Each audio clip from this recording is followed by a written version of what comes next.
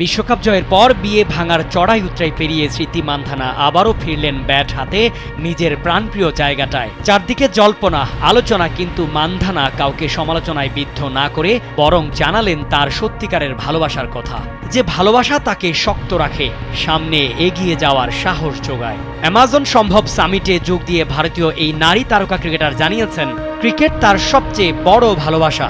মান্ধানা বলেন, আমার মনে হয় না ক্রিকেটের থেকে বেশি আমি কিছু ভালোবাসি। ভারতের জার্সি পরে খেলা আমার কাছে সবচেয়ে গর্বের। ক্রিকেট আমার ব্যক্তিগত জীবনের সমস্যাকেও দূরে সরিয়ে রাখে।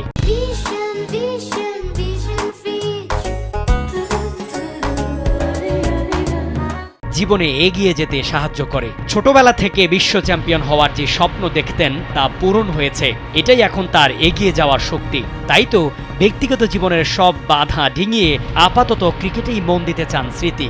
আসন্ন মিশন 21 ডিসেম্বর থেকে শুরু হবে ভারত শ্রীলঙ্কা টি-20 সিরিজ।